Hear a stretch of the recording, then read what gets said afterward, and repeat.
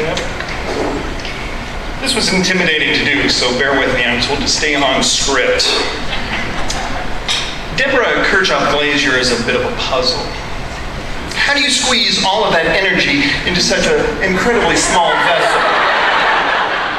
Where do you put the guts? Many of us in the biology department are convinced that if we got to see an X-ray, you would not find the ordinary array of organs. You would in fact find this tremendously huge heart. A heart capable of powering central Pennsylvania for a decade, and that is if she has not eaten. If she's had lunch, maybe a couple decades.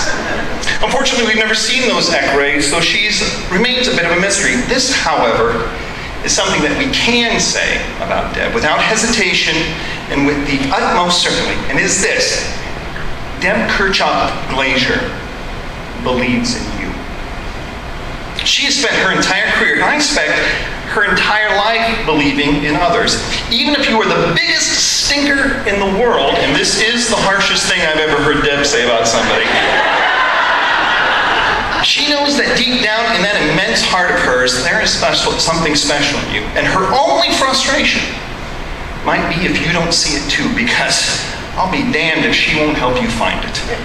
Beatrice and Virgil wrapped into one, Deb will lead you through whatever inferno you face and help you find your way to your own paradiso.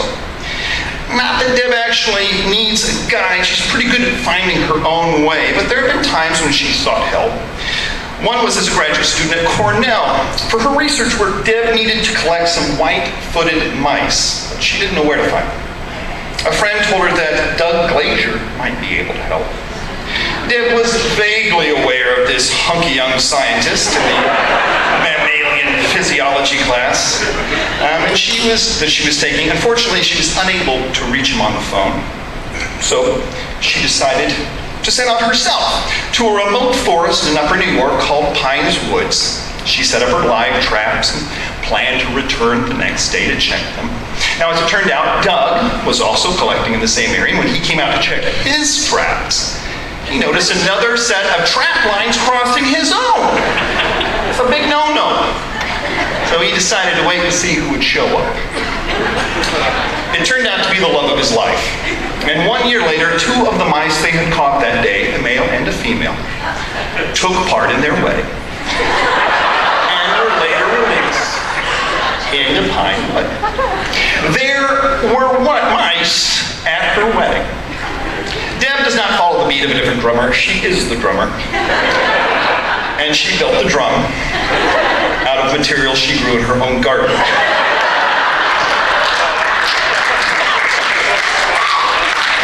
The same fearlessness and pioneering spirit that took her into Pine Woods all by herself would be invaluable as a young faculty member at Juniata College.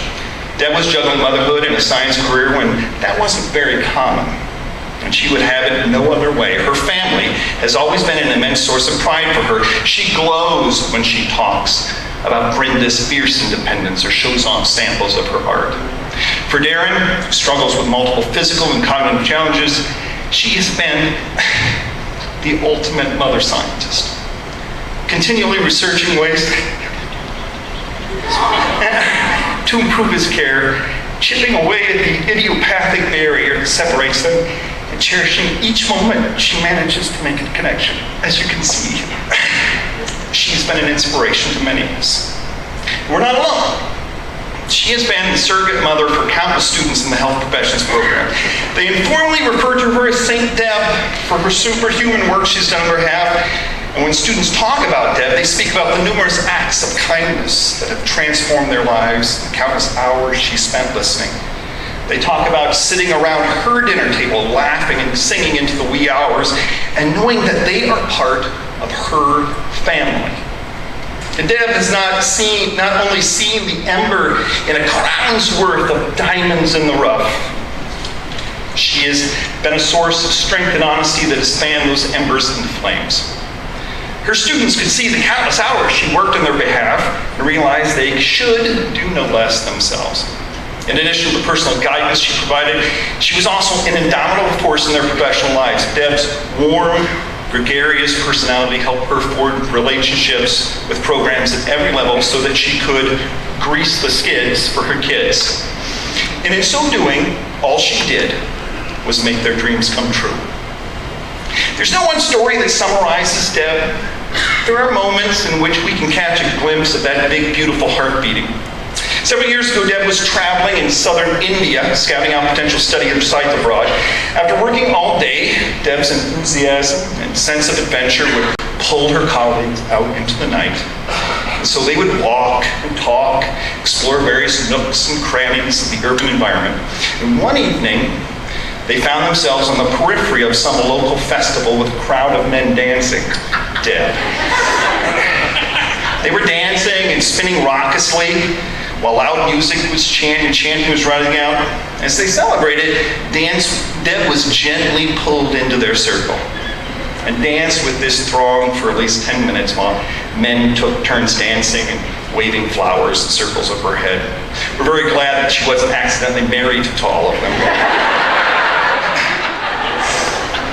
When it was over, everyone was beaming and so appreciative that Deb took a central part in their celebration. Deb moves easily into the lives of others, and her colleagues and students have learned if you let her into your life, she will make your life better. There will be dancing and singing and profound friendship.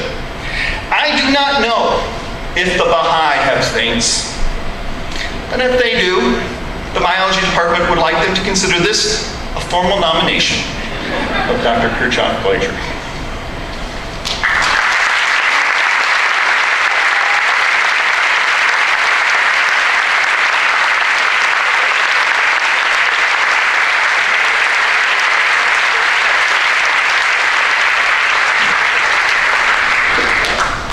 Thank you, Jay.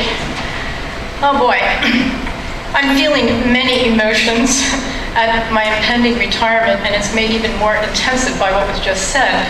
But I have to say that there are two predominant emotions, and they are gratitude and anticipation. Regarding the gratitude, I'm very grateful for the time I have spent here at Juniata, and I'm really honored to be up here with these other colleagues of mine who are also retiring, including Paul, who's been here for 50 years. They'll talk more about that. I'm also grateful for many people who have been pivotal in my life and whom I want to highlight tonight. First, those who made my career at Juniata possible. It all started with my husband, Doug, when he took a sabbatical replacement position for Bob Fisher in 1980. During that year, Bill Rhodes, who was a physiologist, abruptly left, and I had my PhD in physiology, so I filled in for Bill. Through a strange set of circumstances that could only be the universe at work, the biology department was not able to find a permanent replacement, and so that began what ended up being a 36-year career of a shared position in the biology department. My 25-year career as health professions director was attributable to Dr. Bob Zimmer, who asked me in 1989 if I could take over the health professions program as he made plans to retire. I'm sure that many of you in this room don't know Dr. Bob Zimmer, but he is the person who is behind the health professions program. He was an accomplished microbiologist and plant physiologist, but he gave up all that research to work on behalf of students to get them into health profession schools. What was happening at the time in the 1960s was, as it is now, any kind of health profession school will not look at your application until it's complete. Many of these students who worked so hard asked the faculty members to write letters, and they didn't write them, and they didn't get into school. And when Bob saw this, he said something has to be done. So he took it upon himself to start the Health Professions Committee, and also to make formal articulation agreements with medical and allied health profession schools, which resulted in high acceptance rates that have become the mainstay for our enrollment efforts from that time on. And Bob did it for decades without pay or release time. Another person who made my job possible was Susan Levere, who served as faculty secretary and also eventually as my health professions assistant. Susan was top drawer. She consistently did timely, superior work for me as a professor and as a health professions assistant. And also as the assistant, Susan was a tireless advocate on behalf of the students. She was very conscientious and proactive, and as one example, she bird-dogged all the details, behind the student applications, and if there was a problem, she would call the schools and straighten it out. And it was Susan who was behind many years of our 100% acceptance rate. I also could not have done what I did in the health professions without the help of the committee. And in particular, Norm Seams, Jim Bogart, and Kathy Jones, who took over for me when I was on sabbatical and during the transition to Mandy's directorship. But all of these people were extremely instrumental. And I'm grateful to my students and health professions advisees, both past and present, who have enriched my life in countless ways. Second, I want to express my gratitude to my family, some of whom are here tonight, including my mom, Frances Kirchhoff, who brought me and my brother onto the planet and also balanced caring for our family with her job as vice president of Kirchhoff Plumbing, Heating, and Fuel Oil. Mom modeled the strong work ethic and organizational skills that I adopted and which were instrumental in my success in college, graduate school, and my career. Thank you, Mom.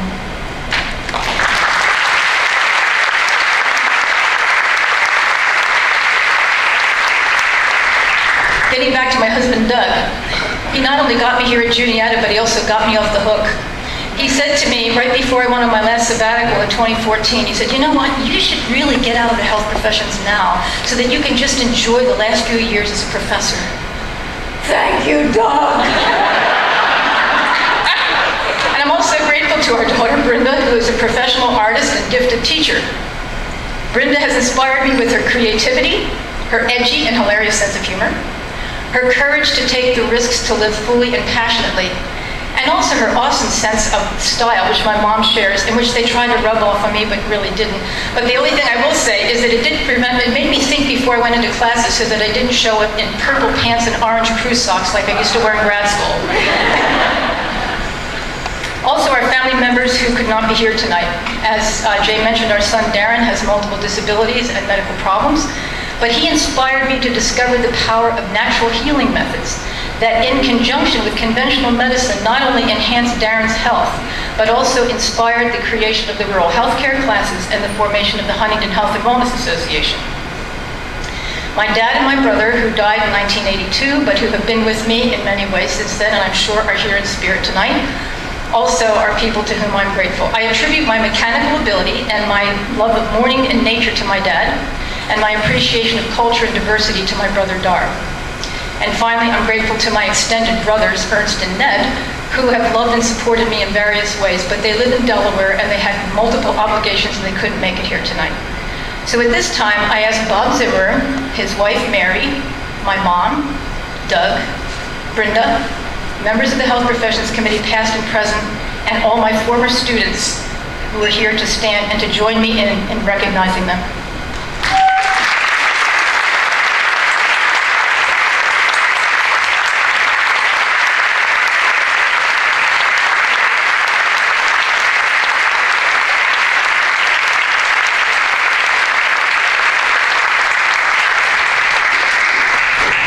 And finally, as far as anticipation, I look forward to 5 things.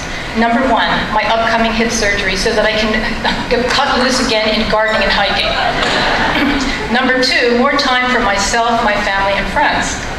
Number 3, a continued relationship with the college as a campus ministry associate. 4, lifelong learning about nutritional medicine and alternative medicine and the opportunity to share with the campus and wider communities. And finally, new ways to be of service in promoting peace, justice, and the environment, many of which will involve the Baha'i faith. And in fact, interestingly, today is the first day of a 12-day period that is a period of holy days in the Baha'i faith, which marks the observance of the mission of Baha'u'llah, who gave the principles for world peace. So in summary, there have been many ups and downs in my personal and professional life, but in the big picture, I am extremely grateful for all of that, and for them and for the people and relationships that made it possible. So thank you to them and to Juniata.